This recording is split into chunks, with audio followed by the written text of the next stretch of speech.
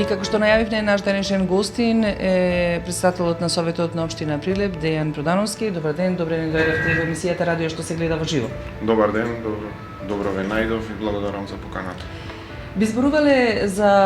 она што, иако требаше можеби побрзо да ја дискутираме оваа тема, поврзана со безбедносната состојба на Прилеп, која што како точка беше поставена и на 12-тата седница на Советот на општина Прилеп. Беше последна точка, но се најде како прва, ја предложивте како прва и мене ми е прашањето зошто. Добро. И во пред одржувањето на седницата, верувам дека следевте и излегов со една пресконференција на која што го најавив сето ова, затоа што и на 11-тата седница беше поставено како дополнителна точка од група на советници. Меѓутоа, заради отсуство или неприсуство на командирот на полициската станица, беше повлечена точката и беше безпредметно да се расправа за нешто за кое што немаме директен представник, односно лице овластено кое што треба да го информира Советот на општина Прилеп за состојбите однос на безбедноста во градот. Тоа се случи на 12-тата седница, на таа седница покрај командирот на полициската станица, советниците дадоа зелено светло да биде присутни и началникот на одделението за внатрешни работи во Прилеп и началничката на надворешната канцеларија за криминалистички работи, кои што дадоа свој осврт, односно своји показатели како се движи безбедносната состојба во градов и имавме една исклучително долга седница, сите скоро советници се јавија со своја дискусија, ја представија состојбата како ја доживуваат, како ја гледаат и ги представија информациите кои што до нив стигнале од наши сограѓани, а верувајте дека не беше случајно, нити пак тенденциозно последниве години, а особено сега, последниот период, Прилеп навистина е број 1 на црната листа по вести кои што не се добри и се однесува исклучиво за безбедноста на нашите сограѓани, почнувајќи од масовни тепачки, почнувајќи од фатени огромни количества на наркотични средства, од неред, од непочитување на јавниот ред и мир, од сообраќајни прекршоци, од брзо возење, од снимање на сите тие работи и пуштање по социјалните мрежи и навистина беше притисок голем и врз граѓанството, но и врз нас како советници, како представници на граѓаните дека мора нешто да се презема околу оваа безбедносна состојба. Ова трае извесен период, во веќе работите кои излегоа на некој начин од контрола и градоначалникот побара средба со представниците од Министерството за внатрешни работи овде и од полициската станица за општа надлежност, неколку пати правеше средби, излезе и со своја пресконференција на која што ги предочи работите кои што како прв човек, односно како градоначалник на општинава, стигнаа до него како најповикан за тој дел, бидејќи дел од надлежностите се децентрализирани, односно полициската станица командирот го бира Советот на општина Прилеп, затоа и ние моравме да преземеме некој чекор како совет во барање на нашите сограѓани, бидејќи и вистина и ние како жители на овој град почувствувавме дека навистина е загрозена безбедноста и нормалното движење и функционирање низ градов. Се дискутираше долго токму за оваа точка и сите советници генерално заклучија дека состојбата е алармантна. Има ли можност и начин Советот на општина Прилеп, кој што на некој начин го изгласува командирот на полициската станица со општа надлежност во Прилеп, да направи некакви измени или промени во овој дел, бидејќи навистина безбедносната состојба во општина Прилеп е една од клучна и најважна, мислам. Безбедноста на нашите деца, безбедноста на сите оние кои што не обкружуваат е секако најважна точка. Добро кажавте, од сите дискутанти, вклучувајќи ги представниците од различните политички партии кои што се представени во Советот и координаторите на истите советнички групи, заклучија дека сите се загрижени за безбедноста на собствените деца, што за мене е еден исклучително позитивен момент, затоа што ова е прашање кое што излегува од дневно-политичкото клише и навистина ги допира сите граѓани и мора сите да се однесуваме одговорно. И покрај тоа што на гласањето сите си ја фатија политичката страна, односно сметаја дека треба некој да се брани, а не да се напаѓа, така барем беше доживеано или јас мојов впечаток е таков. Како Совет на општина Прилеп и покрај оваа децентрализација која што ви ја спомнав, по предлог на министерот за внатрешни работи, Советот на општина Прилеп гласа од тројца предложени кандидати кој да биде командир на полициската станица. Но обратниот процес, Советот нема ингеренции да го разреши, односно да го смени командирот на полициската станица. Тоа е по Законот за полиција и дискреционо право на министерот. Ние како Совет, ова што го направивме е максималниот чекор кој што може да го преземиме по однос на ова прашање, тоа е како што го донесовме и заклучокот по однос на информацијата за безбедносната состојба во општина Прилеп е дека како Совет бараме итно и неодложно сменување, а тоа се обраќаме само до министерот за внатрешни работи, кој што, како што ви спомнав, има дискреционо право да одлучи дали ќе биде сменет или нема да биде сменет командир на полициската станица. Не е тенденциозно, пак повторувам, навистина е загрижувачка состојбата, бевме сведоци по сите социјални мрежи, на сите портали, на сите вести, во топ термини бевме први како град по црна хроника. Од масовни тепачки, од напад на работно место, од нападнати работници на работно место, од групни тепачки по кафичи, од еден случај кој што беше во подалечна, да речеме минато, кај што беа повредени полициски службеници, кој што му беше навистина загрозен и живото и тешко се опоравува и ден денески, иако поминаа многу месеци. Сето влијаеше врз општото расположение кај граѓаните и сите беа загрижени за нивната безбедност. Иако по убедување и по бројки кои што ни беа представени од представниците на Министерството за внатрешни работи, особено од локалниве представници, е дека бројките биле оделе во нагорна линија. Верувам дека општиот впечаток и граѓанството и ова ќе го препозна и овој мој говор, дека ќе биде така препознат, нема да биде оквалификуван затоа што е објективен и беа загрижени за нивната безбедност. И најмногу на која што се посочи во текот на дебатата на седницата на Советот на општина Прилеп, може таа да ја погледне секој граѓанин, за да свати дека не е ова дневно политичка изјава моја, туку навистина е загрижувачки, е дека општата констатација беше дека не е како некогаш што беше да ги видиме оние локални полицајци кои што се грижа за безбедноста во одреден дел од градот, тие се невидливи. Бевме разубедувани од представниците на Министерството за внатрешни работи дека тие се тука, но општиот впечаток беше и од граѓаните дека никој не видел таков патролен полицаец кој што патролира низ одредено мало како што некогаш тоа беше пракса. А за сметка на тоа гледаме дека секојдневно се објавува огласи за дополнителни вработувања, а полицијава станува се поневидлива. И од тука дел од реакциите беа и во таа насока во текот на седницата.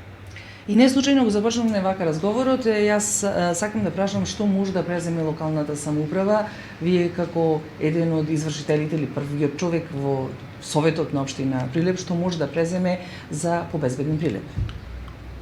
Ова е еден од чекорите кој што не е дозволен и со законите, со позитивните закони, што е по Законот за локална самоуправа во ингеренциите на Советот на општина Прилеп. Меѓутоа тоа не значи дека тука треба да престанеме. Постоја ги користиме и тие начини цело време да алармираме, односно да инсистираме кај полициските службеници да работа на зголемена безбедност, односно да намалување на тој криминалитет кој што постои во градов, особено на нарушителите на јавниот ред и мир. Но, интересно, бидејќи не сте одамна гостин, на оваа седница имаше и претходеа и одредени пресконференции во насока на моментите кога беше донесени и предлог одлуки за покачување на цените на одредени услуги кои што се во ингеренција на локалната самоуправа, па ќе ве прашам вака, вие дадовте согласно за измена и дополнување на ценовникот за утврдување на цените на услугите за паркирање на патнички моторни возила на јавното паркиралиште на територијата на Прилеп. Покачени ли се цените на услугата за паркирање? Иако беше политички извикано овој чекор, односно оваа одлука за промена на ценовникот за услугите за користење на јавните паркиралишта. Подолг период се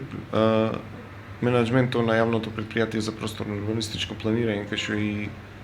менаџирањето со јавните паркиралишта се правеше анализа после настанатата ситуација, односно после изградбата на булеварот Гоце Делчев и кракот од улицата Прилепски бранители, на кој што заради реконструктивните зафати за новото идејно решение, на кое што сериозно реагиравме во време на изведбата и со кое што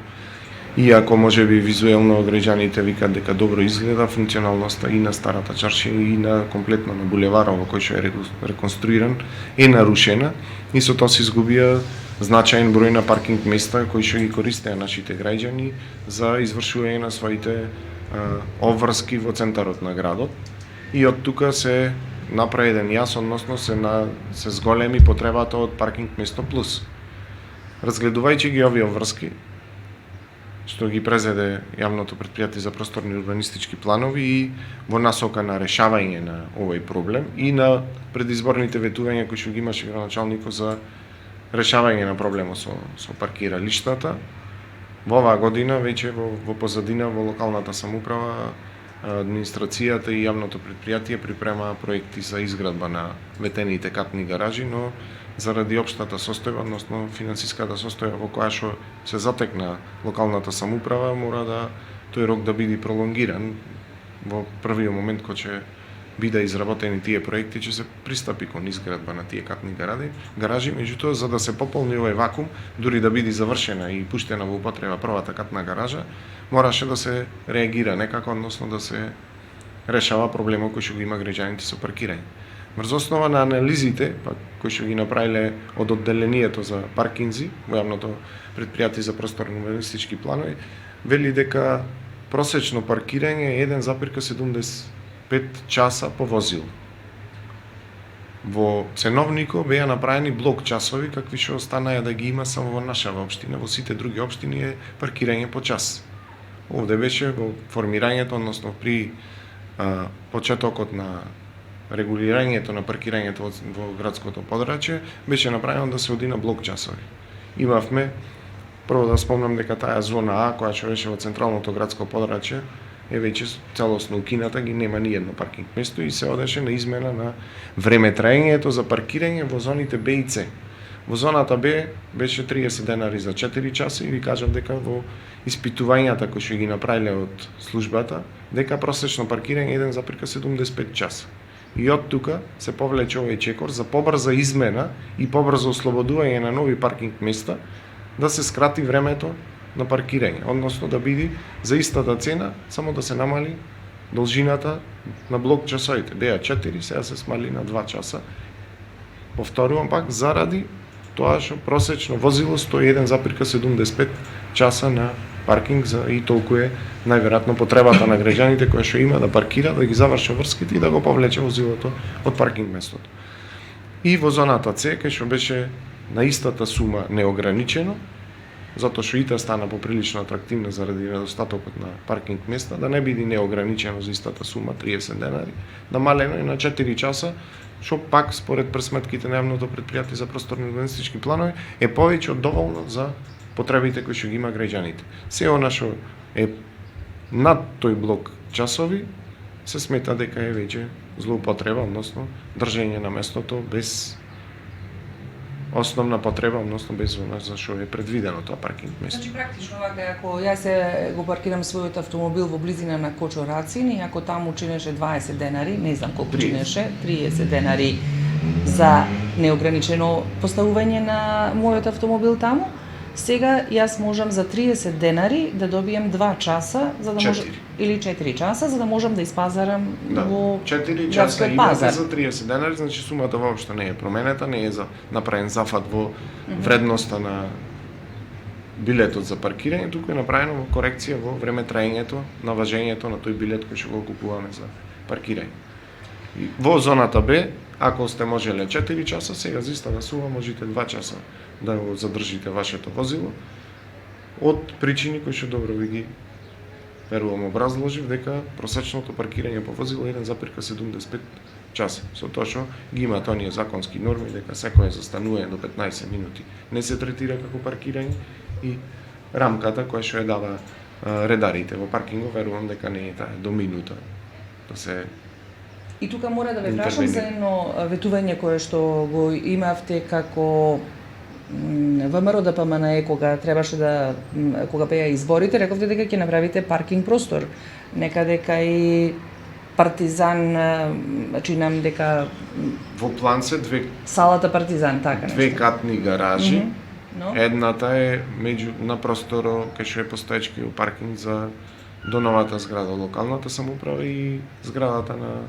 T-Mobile. И уште еден простор кој што беше ветен пред граѓаните и е предвиден и веќе се работа во позадина, ви спомнав, на просторо зад блоков згради на раскрсницата кај поранешна градска кафана. Значи има таму оплеменет простор кој што функционира и сега како паркинг, меѓутоа се планира тука да се зголеми број на паркиралишта со ниво на ваков начин и ви спомнав кои се објективните причини за кои што до сега нема чекор со почеток на градба, а проектите се веќе во завршна фаза и чекаат да бидат одобрени да се почне со градба. Со оглед на тоа што најавивме дека ќе ни бидете гостини, кажавме дека ова програма во живо и дека навистина граѓаните може да комуницираат на нашиот телефон, отворен телефон 076 894 524 за сите оние кои што сакаат да постават одредено прашање до председателот на Советот господинот Дејан Продановски, кој што е денешен наш гостин, а можете да ги поставувате вашите прашања во коментар, ќе бидат пренесени и до председателот, но еве едно прашање кое што ни стигна пред почетокот на емисијата, бидејќи ја најавивме емисијата, имено командирот во територијалната противпожарна единица прашува дали сте запознаени каква е состојбата со противпожарната единица како председател на Совет со расипаните возила, така посочи командирот, односно со неисправноста на возилата, бидејќи доаѓа време кога што веројатноста за пожари е се поголема, а противпожарната служба се надеваме дека нема да биде активна, но може да биде и активна. И што ќе преземете на ова поле како локална самоуправа? Добро, подносно ова прашање и јас како гостин, односно представник од Советот на општина Прилеп, директни ингеренции врз територијалната противпожарна единица немаме како Совет, таа си е директно под управа на администрацијата на локалната самоуправа и градоначалникот. Мислам дека состојбите горе-долу сум запознат и дека оваа состојба не е станата во овие 8 или 9 месеци од промената на власта, дека оваа состојба е малку влечи некоја историја и дека состојбите не се поправа во ваков еден краток период. И сум искрено изненаден зашто баш командирот на територијалната противпожарна единица ме прашува ова. Предпоставувам и сум убеден дека се во директна корелација и комуникација со градоначалникот и дека работа на отстранување на проблемите кои што тој ги има како менаџер на таа територијална противпожарна единица и мислам дека во моментов прашањето е и најповикан е токму тој. Треба да се издействува, односно да бара од администрацијата на локалната самоуправа да ги подобри состојбите за кои што е задолжен да води грижа и за вработените, меѓутоа и за материјалните средства кои што се потребни, основните средства кои што се на располагање или би требало да ги има на располагање. Инаку собирам информации, пристапува и пожарникари, и имам и информациите и од администрацијата во локална самоуправа и како што ви кажав, овие се затекнати состојби и сметам дека во еден толку краток период, не застапуваме страна, дека навистина е тешко и невозможно да се решат сите проблеми, затоа што навистина е и опремата и возилата се скапи, не се набавува така е преку ноќ. На некој начин треба сериозно планирање, да се видат состојбите и затоа ви спомнав претходно дека верувам и убеден сум дека се на дневна основа во комуникација со градоначалникот и со локалната администрација, дека ги работа на надминување на проблемите кои што ги има и пожарникарите, меѓутоа и територијалната противпожарна единица како организациона единица во локалната самоуправа. Едно прашање до господинот Продановски упатува Игор Мирчевски. Пред да стане ВМРО власт во општина Прилеп, низ бројни пресови изјавуваше, се однесува за вас, за злоупотребата на службена должност на локални функционери од претходната власт. Како што викаше, одговорност мора да има. После 10 месеци од превземањето на општината не сме слушнале дека е побарана одговорност или откриена злоупотреба. Би го прашал господинот Продановски докаде е оваа постапка и ако има, зошто не се понесуваат кривични пријави. Добро, верувам со оглед на контекстот на прашањето дека господин Мирчевски е добро запознат со состојбите во градов и ја следи состојбата. Точно така, и систем за тоа дека дури функционираме на оваа локална политичка сцена, ја ќе барам одговорност, односно ќе се борам секој да излези пред лицето на законот, што постои основано сомнение дека ги нарушил позитивните законски прописи, односно направил прекршоци или кривични дела. Сега едно појаснување за да вашите слушатели бида во тек со ова прашање, односно со коментарот кој што го имам по однос на ова прашање, дека и во предизборието и во сите овие 4 години, како, сега морам да одговарам така, се извинувам, како политичка партија излеговме со бројни пресконференции, дури и излеговме пред надлежните органи,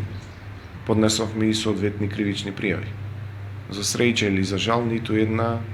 од тие кривични пријави кои што ги поднесовме не го виде светлото на денот, односно нема епилог по однос на тие прашања. Инаку зборувавме за бројни злоупотреби на претходната локална самоуправа, поднесовме бројни кривични пријави и уште еднаш потенцирам дека ниту една од тие кривични пријави не го виде светлото на денот.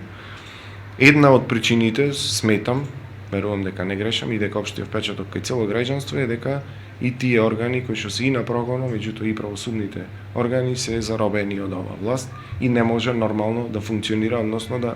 да работа согласно позитивните законски процеси. И тие сите кривични пријави кои што сме ги поднеле, а имаме сериозни докази и индици за тоа дека е сторен некој прекршок, треба да биде процесуирани, не се за жал. Причините добро ги знаеме, власта притиска по сите, кога и да се отвори некој посериозен предмет, се бара ветинг од суди и така натаму, се врши цело време притисок врз судството и јавното обвинителство. Верувам дека на граѓаните им е доста од вакви работи и дека во скоро време ќе има промена на власта и конечно, иако оваа актуелна власт се бореше за ослободување на судството, во овие 5 години не видовме дека тоа се случи, а има подолг период за да направи такви чакори. Туку сме сведоци само на фингирани политички прогони, кои што се користа за дневно политички цели и ништо посериозно, односно ништо не се поправи во општата состојба со корупцијата и со криминалот во држава, а тоа имаме бројни показатели, добрите познавачи, односно цело граѓанство е сведок дека на таа листа на меѓународните институции кои што испитува корупцијата и криминалот, ние тониме надолу, односно паѓаме место по место надолу. На место да ги почитуваа заложбите, односно ветувањата кои што ги даваја во изборите во 2016 дека ќе го ослобода судството, ние гледаме дека дополнително се направи и се изврши притисок врз јавното обвинителство и судството и нема поместено ништо околу тоа прашање. Инаку со преземањето на локалните институции на јавните предпријатија, ако господин Мирчевски не слушнал, во позадина се поднесоа неколку кривични пријави за злоупотреба на службена положба, за злоупотреба на буџетски средства кои што се доставени до јавното обвинителство и верувам дека ако се процесуира дека ќе биде пошироката јавност запозната, не е ова паушално кажано или во одбрана, навистина така се случува, но овој пат сметаме дека не треба да тоа да се злоупотребува во дневно политички цели, за да не граѓаните да не сватат дека ова е само тенденциозно се прави, па дојде поднесоа неколку кривични пријави и така натаму, а да биде навистина сериозно и со докази предочено пред правосудните и пред органите за прогон и верувам дека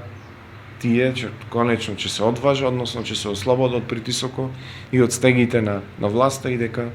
ќе почне да функционира нормално согласно нивните овластувања кои што ги има како органи за гонење на овие криминали. Донесовте одлука во Советот на општина Прилеп, пуштена одлука која што навистина ги заинтересира граѓаните, определување на цената на услугите за корисниците во јавната установа Дом за стари лица Киро Крстевски платник Прилеп. Значи ли тоа покачување на цената на услугата со оглед на тоа што оваа институција е под ингеренции на локалната самоуправа? Точно така, деловно децентрализирана институција, јавна општинска установа, Дом за стари лица и точно така се направи корекција на цените. Исто и во таа институција менаџментот направи сериозни анализи и анализите доведоа до една ваква одлука. Би сакал, ако дозволите, да појаснаме вака малку зошто дојдовме во ваква ситуација. Постачките цени до пред промената, до донесувањето на одлуката за промена на цените беа последно променети во 2005 година, односно во 2005 година беа утврдени цени за корисниците на услугите на домот за стари лица. Тоа е полни 17 години не било извршено никаква промена на цените или усогласување. Знаеме дека во неколку наврати, односно во еден период, висината на доместокот за пензија беше сериозно зголем. На годишно ниво се врши, согласно потрошувачката кошничка, се врши корекција и на висината на пензиите во некои рамки, колку што е инфлаторната спирала. Сега се доведовме во ситуација во критичната година, во 2022, кај што имаме сериозна инфлација, кај што имаме сериозен раст на цените на основните прехранбени продукти, да не може финансиски домот за стари лица да го издржи овој притисок, затоа што сепак таму штитениците основните потреби им се како во едно семејство. Храна, јалоци и лекови. Сето тоа доби сериозна сума, односно се зголемија цените на тие основни продукти кои што ги користи домот за стари лица. И уште еден многу важен, кој што според мене и пресуден момент е од 140 легла во домот за стари лица, само 30 штитеници се од општина Прилеп. Заради висината на цената и заради позитивните законски прописи, кај што нема ограничување на местото на живење некој штитеник да биде изгрижен во дом за стари лица, поголемиот дел, односно 3/4 од штитениците се од други општини. И мислам дека ќе беше погрешен чекор ако јавното предпријатие беше субвенционирано од локалната самоуправа, а штитениците се од други општини. И не се случајно дојдени во нашиот дом за стари лица. Затоа што просечната цена во сите останати домови за стари лица е над 15.000 денари. Ние сега највисоката, затоа што му се поделени во рамки, во зависност од тоа какви потреби и во каква физичка кондиција се штитениците, највисоката сума е 12.000 денари, што одговара со минималната пензија. И од тука сметам дека нема да биде на удар на семејствата кои што имаат згрижено своји блиски во домот за стари лица. И уште еден значаен момент, по високата цена, односно најголемото зголемување беше кај лежачките пациенти.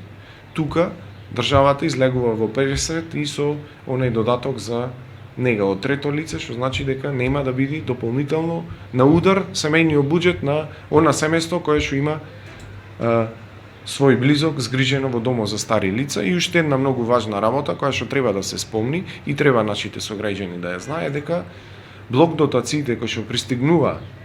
до домот за стари лица се намалени за сериозна сума. Ако до предизвестно време биле над 16 милиони денари, оваа година се на 13 милиони денари намалени. Значи, дополнително уште еден удар врз финансиската стабилност на домот за стари лица и сето тоа повлече да се направи еден ваков чекор, затоа што само 30 штитеници се од нашиот град. Сите останати се од другите општини из Македонија и че беше недомајчински за оваа општина да субвенционира штитеници кои што идат од други општини. А дошле токму во Прилеп заради ниските цени за корисниците на услугите на домот за стари лица. Значи сметате дека без оглед што ваква инфлација и без оглед на тоа што стандардот на населението е навистина на удар со овие покачувања на цените, беше потребно да се покаче цената на услугата во старскиот дом? Беше неопходно. Затоа што и веќе финансиските показатели на домот за стари лица има негативен тренд. Плаќа по повисоки цени и сите основни прехранбени продукти, а цената беше задржана на ниво 2005 година. Споредбено, некои производи достигнали дури до 400% зголемување на цената, како што било во 2005 и во 2022 година. Дополнително натоварни се сите овие процеси кои што секој еден граѓанин ги чувствува на својот грб. Тоа е зголемена цена на сите енергенци, почнувајќи од цената на електричната енергија, од цената на нафтените деривати, и крајно од сите покачени цени на прехранбените продукти. И дури во последно време некои од аналитичарите направи една споредба дека ваква слична, дури може и во полоша состојба имало криза, односно беше светската економска криза во 2008 година, еве една паралела, чисто да знаа граѓаните со што се соочуваме, дека во 2008 година дури еден барел сурова нафта чинел на берзата $140.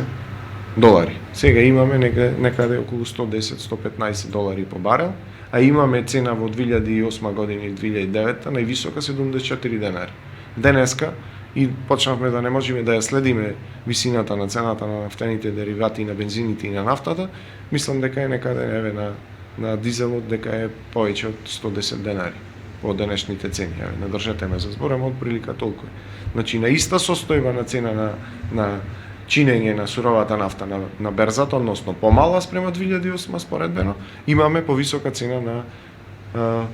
нафтените деривати, односно на дизелот и на бензините. Тоа значи дека една лоша економска стратегија и лоша економска политика на централното раководство или на владата. Затоа, како политичка партија, организираме еден сенароден протест за да се слушни гласот на народот.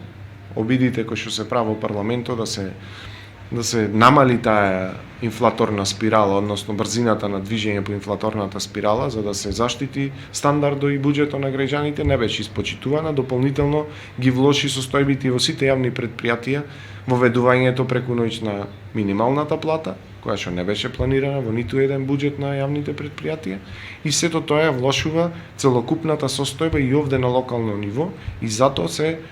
овие ветувања кои што сме ги дале во предизборието е потешко да се реализира затоа што овие финансиски импликатори сериозно ја нарушиле буџетската слика на сите јавни претпријатија, а претходно не беа припремени, односно не беше направен чекор во насока на подготовка на јавните претпријатија за овие удари кои што ги добија. Ако просек плаќале по $1.000.000 за електрична енергија, сега плаќа по 4-5 милиони денари. Ако плаќале просек за по 200 до 300.000 денари за нивните возила за услужните дејности кои што ги има јавните претпријатија, сега се тие негде на висина на $1.5-2 милиони денари. Значи сегде имаме 4-кратно зголемување. И се оди да се одржа претпријатијата во некоја кондиција за да може да ги извршува основните функции за кои што се и воспоставени како јавни претпријатија. А на другава страна, граѓанството е па на сериозен удар, затоа што висината, освен на минималната плата, остана иста на сите надоместоци, а од другава страна сите основни продукти за живот се зголемени и то неколкукратно. Од тука ја гледаме причината дека треба да и се представи генералното незадоволство кое што го има македонскиот народ на владата. Ја користам прилика, односно ја злоупотребувам вашава куќа да повикам во сабота сите кои што не се задоволни од политиките и од водењето на економската, посебно економската политика на владата, да присуствува на тој сенароден протест кој што ќе се одржи во сабота во 20 часот пред владата на Република Македонија. Сега зборувате како председател на општинскиот Да, комитет на затоа и ВМРО спомнав, се изедов, морав да направам една злоупотреба, затоа што така ја развивме темата, се извинувам што го нарушив еве. Ќе се вратиме како сега, како председател на Совет повторно. Прашува еден наш гледач како можам јас да добијам субвенции за мојот купен велосипед. Добро, на место е прашањето на последната седница на 12-тата, иако вие како медиумска куќа одбравте овие по-непопуларни да ги разгледаме, имаше и еден така популарна одлука која што беше донесена и беше во буџетот предвидени беа средствата. Нова седница го донесовме правилникот за субвенционирање, односно помагање на граѓаните при купување на велосипед во висина од 2 милиони денари. Одлуката е донесена, ќе стапи на сила 8 дена по седницата, тоа е некаде наредната недела и верувам дека службите ќе го направи јавниот повик на кој што секој еден граѓанин, дури е текој по утврдените правила согласно правилникот, да си поднеси барање со што би му се субвенционирало купувањето на велосипед и дополнително би чекоро е и од програмата за екологија на некој начин, за да се стимулира движењето на нашите сограѓани, да се намали гужвата која што има од возилата, а се со исклучително зголемен број во градов. Почувствувате сите, веќе сите улици сообраќајници ни се со голема густина на сообраќајот и со тоа да стимулираме и намалување на импактот на загадувањето со CO2 на кој што е од издувните гасови на возилата, а од друга страна да стимулираме движење со обновливи на некој начин извори на енергија на граѓаните, односно со возење на велосипед, и со тоа добиваме две привилегии за наша општина и затоа како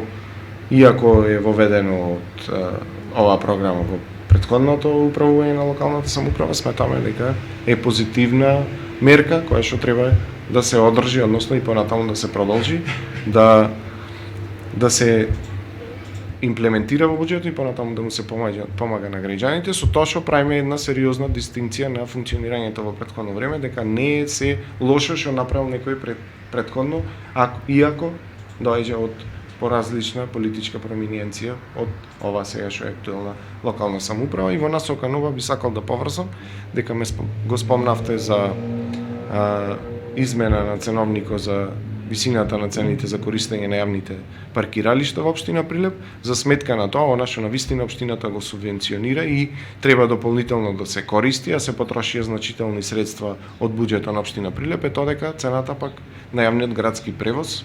остана иста, линиите се вратија во претходна динамика како што беше пред корона времето и од тука гледаме дека нема тоа директно да влие врз буџетот на семејствата и можам да ви кажам дека во тој дел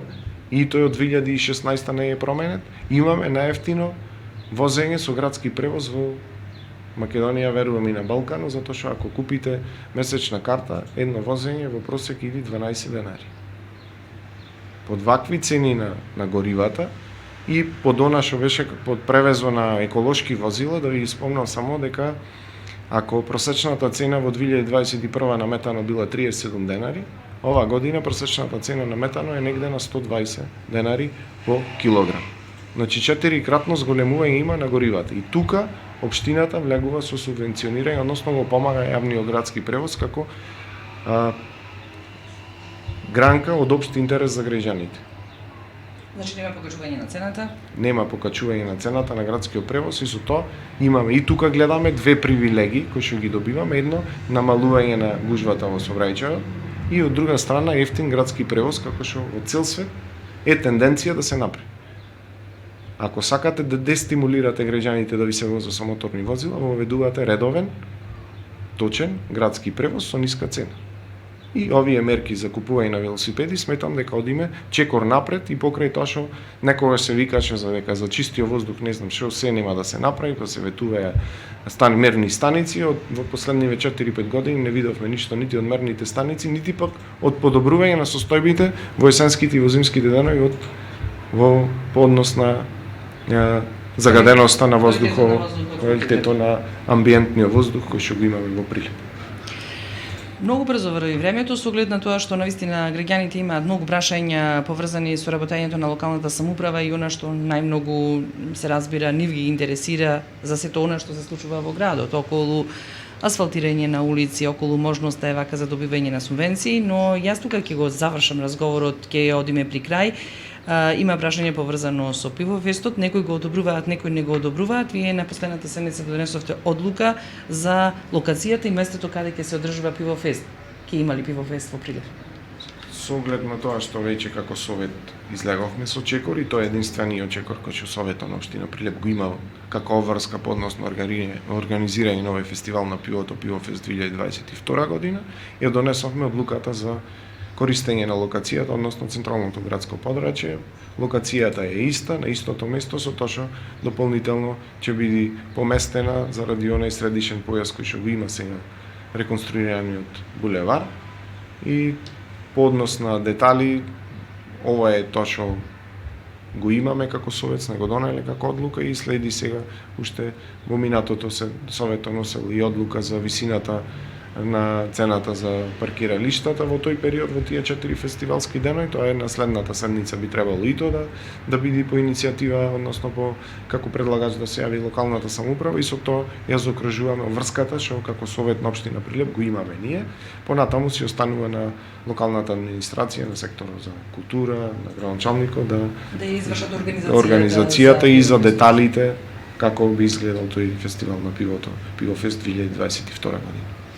Продановски, јас ви благодарам што ни бевте денеска гостин. Верувам дека ова нема да биде последна средба, ќе имаме и други средби за да одговараме на прашања на граѓаните поврзани со работењето на Советот на општина Прилеп. Ваквите средби се навистина и разговори добре дојдени, за да можеме во континуитет да ги следиме случувањата на, така би рекла, извршната власт во Прилеп и можноста да бидат запознаени на граѓаните со сите активности кои што ги обавуваат советниците, бидејќи тие на некој начин се оние кои што се доближуваат до граѓаните и граѓаните нив им ги пренесуваат своите потреби, проблеми или своите идеи. Ви благодарам за поканата и би искористила оваа прилика за уште еден коментар. И во предизборието и сега како носител на јавна функција сум бил секогаш и останувам на девизата дека треба да бидеме што поблиску до граѓаните. Ние за таа доверба која што ни е даена сме најповикани да одговараме на сите прашања кои што се отворени и кои што треба да стасат до секој еден граѓанин. Ви се заблагодарувам што како Кујча на некој начин разработувате локални теми и покажувате интерес да на некој начин преку нашево гостување да ги запознавате граѓаните. Ви благодарам што постоите и што сте тука и искрено се надевам дека во иднина ќе ви се врати пиетето, односно епитето што го имавте да се воспоставите на вистина како седма сила во општеството. И искрено посакувам и со цела своја и лична и професионална